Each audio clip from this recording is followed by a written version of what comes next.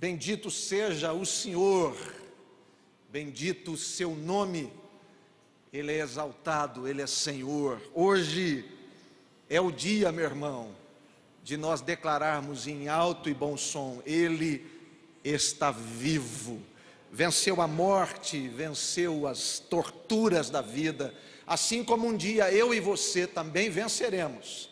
Nós venceremos todas essas coisas e estaremos com Cristo por toda a eternidade. Louvado seja o nome do Senhor. Evangelho de Lucas, capítulo de número 24, Evangelho de Lucas, capítulo de número 24.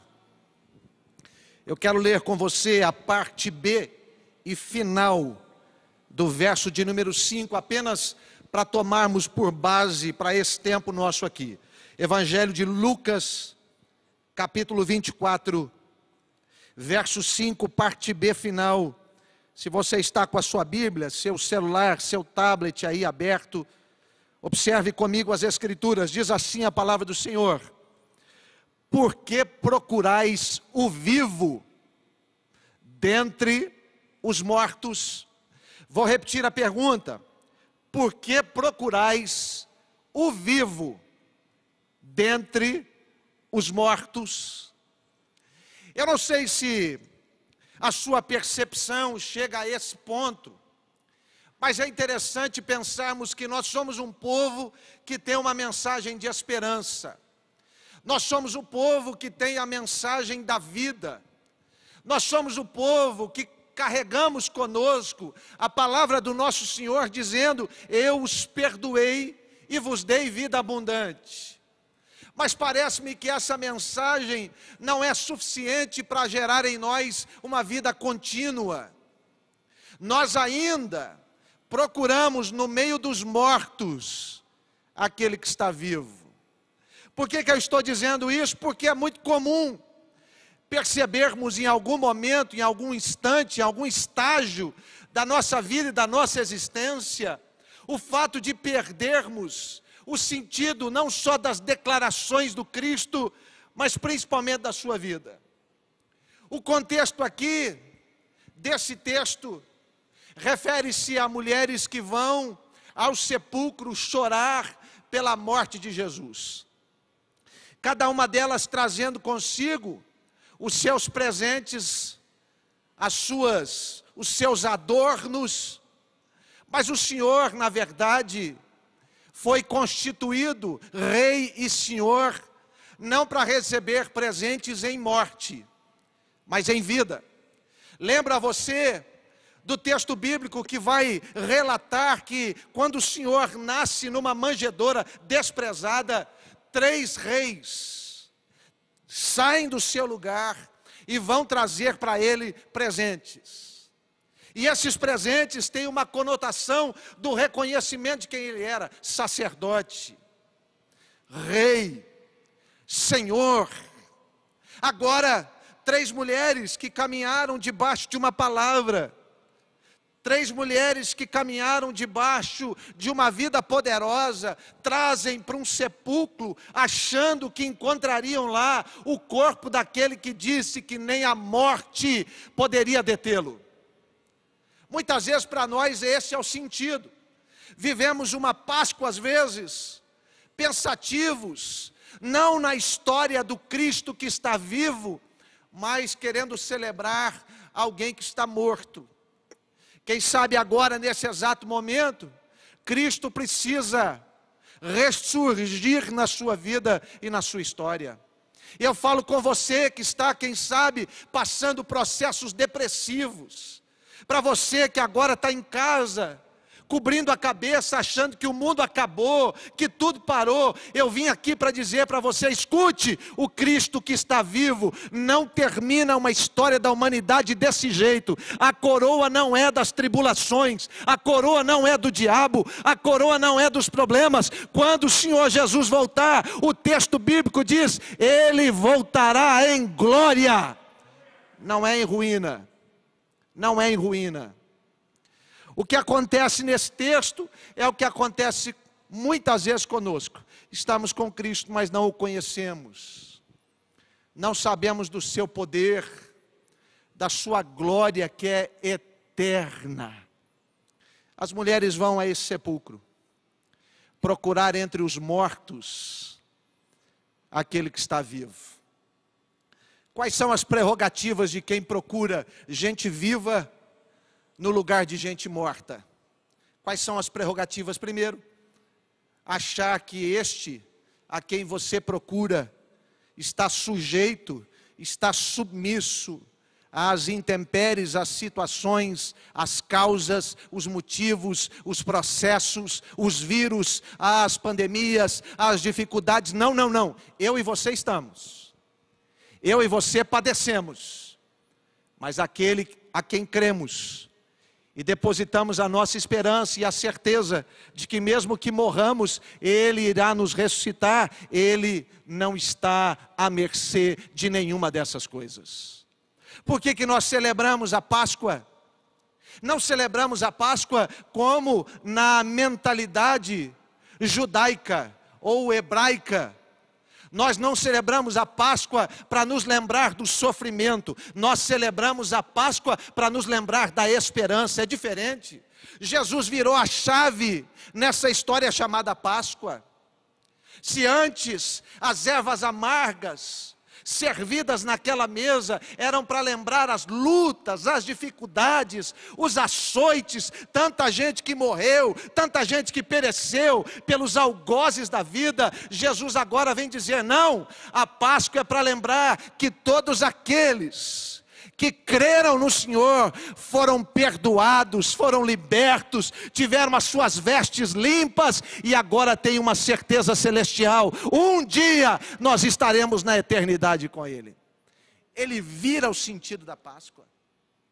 Quem procura vivos no meio de mortos, procura na verdade motivos para a sua dor, para chorar o seu sofrimento.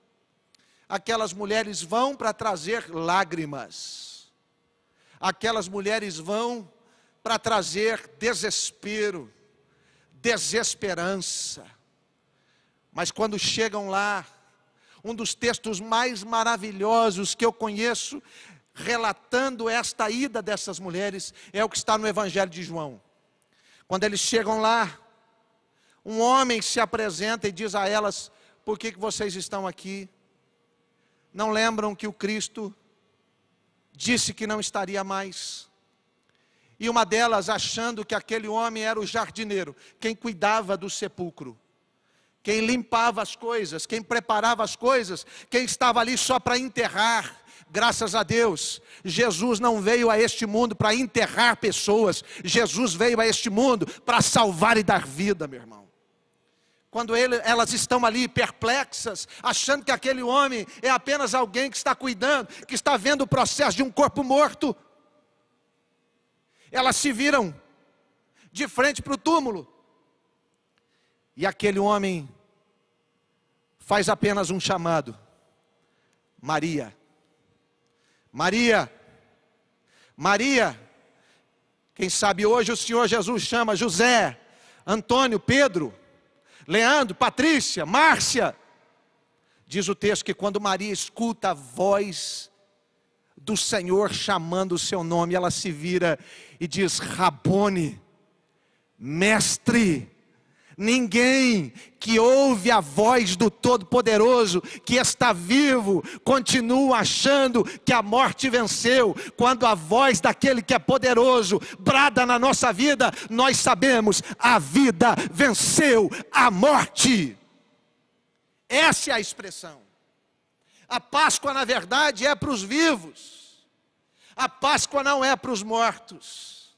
A terceira prerrogativa de quem vai até os mortos para procurar quem está vivo é desperdiçar aquilo que leva nas mãos. Desperdiçar aquilo que leva às mãos. Eu sei que todos nós aí estamos alvoroçados com a liminar do ministro, dizendo que agora podemos reabrir igrejas. Eu sei que aqui na cidade de Itatiba, da onde nós somos e estamos, já tem igrejas abertas Mas eu quero dizer uma coisa para você, filhão, em nome de Jesus. A palavra do ministro na terra, ela tem um peso, ela tem um valor, ela é uma autoridade. Mas nós precisamos entender que a voz do Todo-Poderoso já está bradando sobre o seu povo, sobre a sua igreja. E nós não somos determinados pelas portas abertas ou pelas portas fechadas. O que determina que somos igreja, debaixo da voz daquele que está vivo, são corações abertos. Hoje pela manhã, abra o seu coração. Estou citando isso, porque talvez, querido, você sabe, nós vivemos tempos difíceis. E eu não sou um cara pessimista, você me conhece. Mas hoje, ou ontem, uma liminar foi dada. Mas ela deve passar pelo plenário do Congresso, ou melhor, plenário do STF. E lá você sabe que eles podem dizer, não, continua fechado. Continua fechado. Estou dizendo isso para que você ponha as suas expectativas naquele que está vivo e não naquele que está morto. Estou falando isso para que você alimente as suas esperanças em Cristo.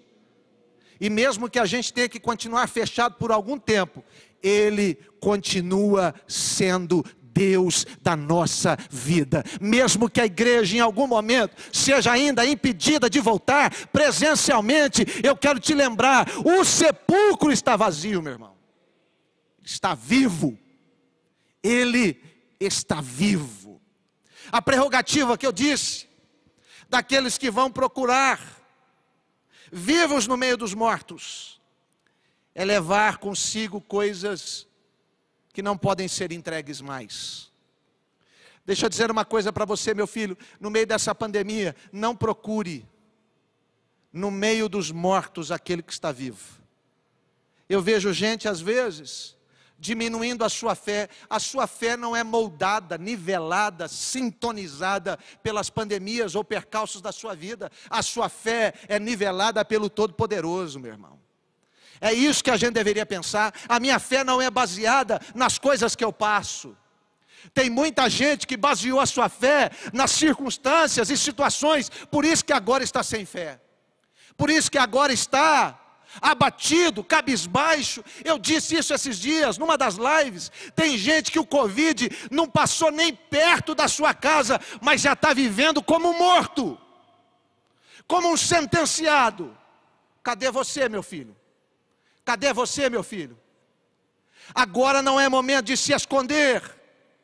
Agora é momento de dizer, eu sei em quem eu tenho crido e sei que Ele é poderoso para guardar o meu depósito até aquele dia. Cadê você, meu filho? Cadê você? Nós não oferecemos presente aos vivos no lugar dos mortos.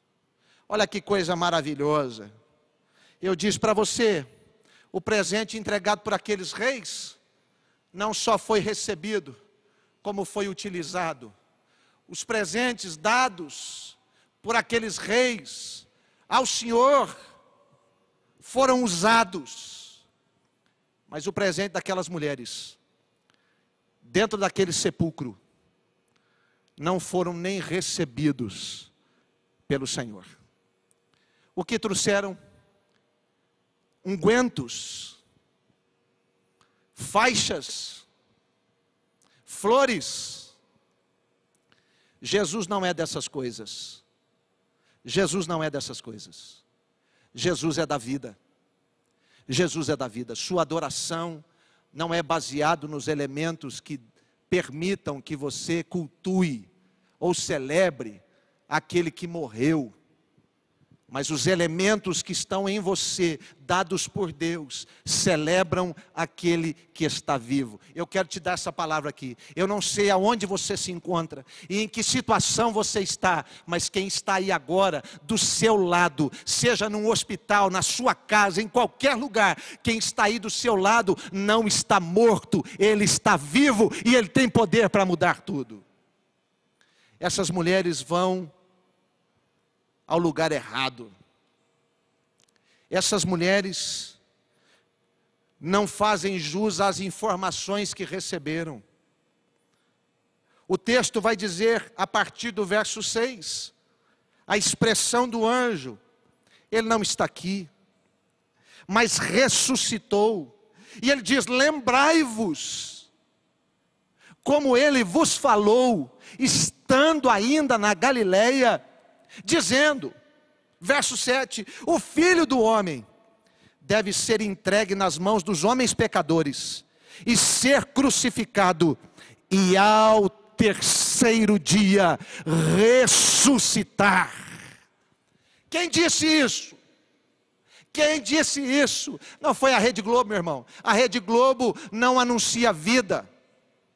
Não foi a Folha de São Paulo. A Folha de São Paulo não vai escrever sobre a vida. Não foi nenhuma Câmara, nem Senado, nem STF, porque eles não sabem o que é vida. Quem escreveu isso foi o Todo-Poderoso, foi o Senhor da história. Ele disse: eu vou ser entregue, eu vou ser crucificado, mas ao terceiro dia nem a morte, nem a dor, nem a angústia, nem principados, nem potestades vão me segurar. Eu vou ressuscitar. E Ele o fez, e Ele está vivo. Aleluia! Está vivo. Nós precisamos entender isso. Preste atenção e dê valor às coisas que Jesus fala. Lembre-se. Do que você está se lembrando nesse momento? O que você está se lembrando nesse momento? Esse momento de Páscoa traz a você que lembrança? Que lembrança, meu irmão? Aos dias difíceis? Meu filho, desde que o mundo é mundo, os dias são difíceis. Ah, pastor, mas se complicaram. Desde que o mundo é mundo, as coisas vêm se complicando. Aliás, é uma estimativa dos últimos dias. Apocalipse diz que o amor de muitos, em alguns momentos, um processo tão difícil, num processo tão tenebroso, é só você olhar as cartas que João, inspirado pelo Espírito Santo, em nome de Jesus, escreve a cada uma das igrejas da Ásia. Volte para o primeiro amor. Por quê? Porque tempos difíceis fazem a gente esquecer o que é o amor. Tempos difíceis fazem a gente esfriar nas relações. Desde que o mundo é mundo, a coisa vem piorando. E eu não falo isso com desânimo. Eu falo isso porque aonde abundou o pecado, superabundou a graça.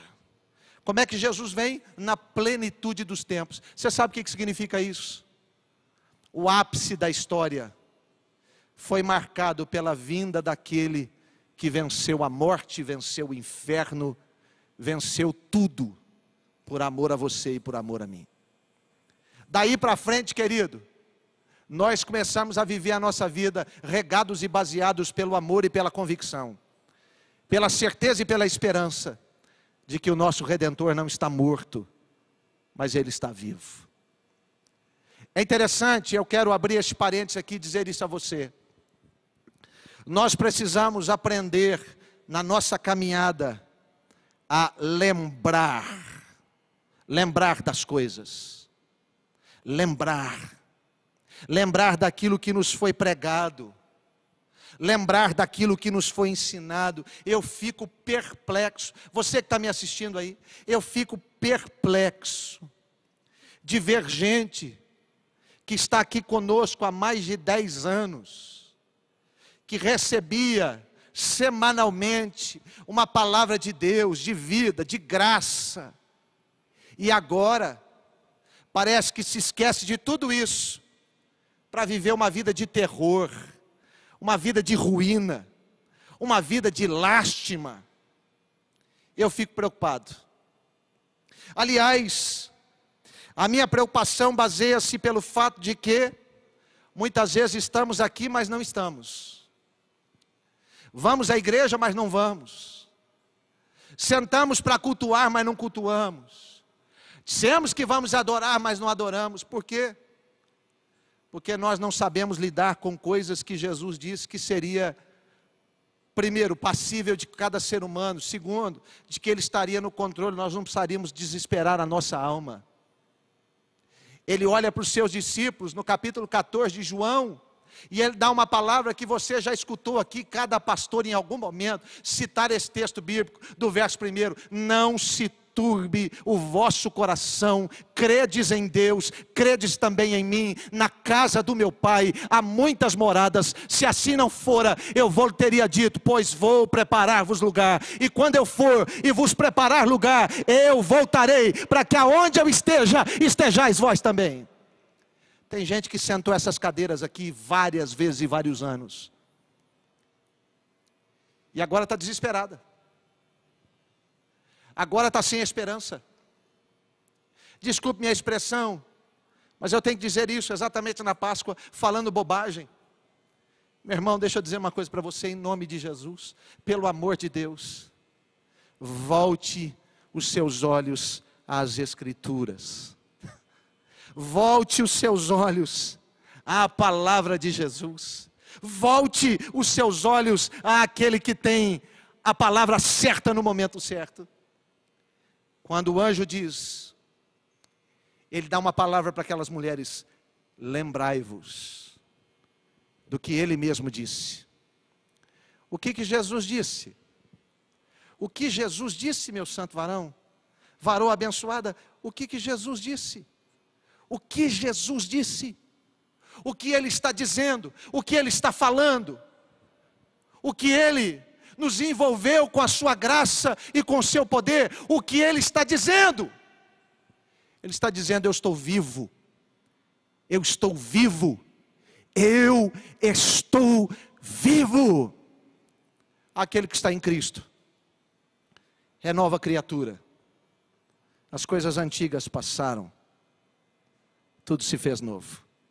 Coisas antigas, o que me deixava com medo já não deixa mais, o que me deixava com depressão já não deixa mais, o que gerava em mim síndrome do pânico já não gera mais, o que trazia sobre mim ansiedade já não traz mais. Agora eu sou uma nova criatura. Eu não acredito naquilo que os meus olhos estão vendo, ou aquilo que as pessoas estão dizendo para nós, porque um cego não pode guiar outro cego, mas eu creio na voz daquele que disse, eu estou convosco, e está mesmo, porque ele não está sepultado em lugar nenhum, ele está vivo, meu irmão.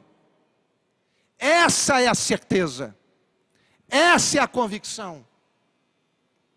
Os desejos do nosso coração, agora, de ir e vir, de poder levantar, frequentar aonde nós queremos, não é possível.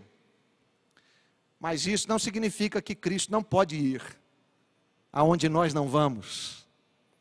Isso não significa que Cristo não pode estar aonde nós não estamos. Por exemplo, agora, nesse exato momento, escute-me aqui por favor, nesse exato momento, Cristo está dentro das UTIs, Cristo está nos lugares de isolamento, Cristo está naqueles que estão moribundos por uma enfermidade e não podem receber ninguém. Ele está lá com as suas mãos estendidas, Ele está lá declarando a sua vontade, a sua graça. Ele está aonde eu e você não estamos. Isso é prerrogativa de quem está vivo.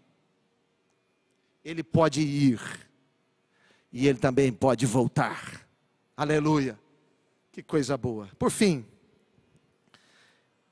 a grande celebração é que quando essas mulheres, verso 8, lembram-se das palavras do Senhor, o verso 9 diz que elas, retornando do sepulcro, tem gente que gosta de retornar ao, e tem gente que em Cristo fez uma decisão, eu vou retornar do, porque lá não é meu lugar, nem para visita, lá não é meu lugar, eu não vou retornar ao, eu vou retornar do, porque eu não vou procurar entre os mortos aquele que está vivo. Quando elas retornam do, tudo muda. Quando elas vão ao sepulcro, o coração e a mensagem é de dor, de sofrimento, é choro que tem lá. Imagino eu, as Marias, mais uma, que o texto não revela, mas os historiadores afirmam e dão o nome a esta mulher de Salomé. Quando elas vão, há no coração delas o pranto, há no coração delas a dor, há no coração delas a tristeza. Todas as vezes que nós trocamos a vida pela morte, o que vem sobre nós é tristeza, é confusão, é desesperança. Meu irmão, nós estamos passando, pelo menos já pelo segundo ano, uma Páscoa atípica, mas não é a Páscoa para mortos, é Páscoa para a vida, dos vivos.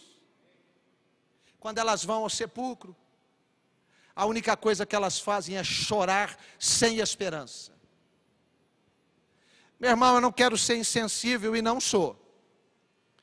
Mas alguns momentos no nosso choro não serve para nada. Não muda nada. Então, quando a gente tem essa consciência, é melhor enxugar os olhos e procurar aquilo que pode nos dar esperança. O que é mais interessante é que o retorno do sepulcro é diferente da ida ao sepulcro. Quando elas retornam, retornam cheias de esperanças. Quando elas retornam, retornam cheias de convicção. Quando elas retornam, retornam cheias de alegria. Por que eu estou dizendo isso? Porque ninguém que não tenha convicção, esperança e alegria pode ser testemunha de algo bom no meio do caos. E é o que elas fazem. Quando elas retornam, elas contam, verso 9, todas essas coisas aos 11 e a todos os demais. Elas contam. Meu Deus, o que você vai contar hoje, meu filho? O que você vai contar hoje? Quem sabe você está perto aí do seu marido, da sua esposa, dos seus filhos, dos seus pais, de parentes. Pergunte o que você vai contar hoje. Qual vai ser o assunto da mesa hoje? Escute aqui, deixa eu me falar aqui pertinho de você. Qual vai ser o assunto da mesa hoje? Qual vai ser? O assunto da mesa vai ser a pandemia. O assunto da mesa vai ser o quê? O fato de mais uma semana com o comércio fechado. Qual vai ser o assunto da mesa, meu filho? O assunto da mesa, se for esse, você ainda foi ao sepulcro. Mas se você retornou de lá cheio de esperança, o assunto da mesa hoje é: Jesus Cristo vive. Jesus Cristo é Senhor. Tudo está nas suas mãos. Ele não perdeu o controle de nada. Ele continua sendo Deus. Qual é o assunto da mesa? Qual é o assunto do almoço? Qual é o assunto da nossa vida? Qual é o assunto da nossa história? Qual é o assunto? Qual é o assunto? Porque procuras entre os mortos aquele que está vivo. Sabe de uma coisa? Quem anda no meio de mortos tem assuntos e hábitos de mortos. Que hábito é de um morto? O hábito de ser vencido. Qual é o assunto de um morto? O assunto que não traz esperança. Tem gente que diz: eu creio em Deus. Eu até fui batizado na ENIC. Eu até fiz lá a escola bíblica na segunda-feira com o pastor Álvaro. Eu participo toda quinta-feira do SOS com a pastora Ângela e a equipe do SOS. Eu venho aqui em cultos, eu já vim várias vezes. Meus filhos frequentam a igreja para criança. E qual é o seu assunto? Você que partilhou de tudo isso, que é prerrogativa dos vivos. Por que ainda o assunto é dos mortos? Por que o assunto ainda é desesperança? Por que ao invés de você criticar os governos, as vacinas e todas essas coisas, por que você não exalta o nome de Jesus? Por que você perde tempo em conversa de morto? porque isso não ajuda ninguém, meu filho. Eu quero que você saiba isso. Tome cuidado, porque você é um embaixador da reconciliação e do novo de Deus. E às vezes as suas perguntas, ou melhor, as suas declarações, elas são declarações de morto que fazem mais pessoas morrerem. O nosso país e o mundo não precisa de mais aberrações.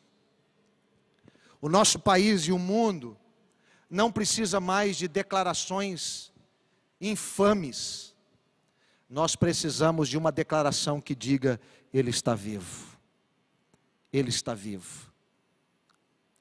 Eu vejo tantas pessoas, pastores queridos, citando 1 Crônicas 7,14, se o meu povo, que se chama pelo meu nome, se humilhar, orar, me buscar, se converter dos seus maus caminhos, então eu ouvirei dos céus, perdoarei a sua terra, sararei a sua nação. Mas vejo o contrário disso. Parece-me que tem gente que torce contra. Quem está morto quer que cada vez mais pessoas estejam mortas. E eu não falo da mortandade que tem assolado o mundo por conta dessa pandemia e de tantas outras comorbidades e enfermidades. Porque parece que ninguém morre mais de outra coisa. Não é verdade. Não é verdade. Mas eu tenho me entristecido de ver que no momento em que mais nós necessitamos voltar do sepulcro com uma mensagem de esperança, teimamos em ficar lá para ter a mesma mensagem de desgraça. Eu não vim aqui para isso. Eu não vim aqui para isso. Eu vim aqui para dizer: Ele está vivo. Eu vim aqui para anunciar a você, porque um dia também eu estive lá no sepulcro, mas eu voltei de lá, sabendo que o meu Redentor não está lá. Não está lá. Não está lá. No meu Instagram eu pus uma foto do jardim do túmulo.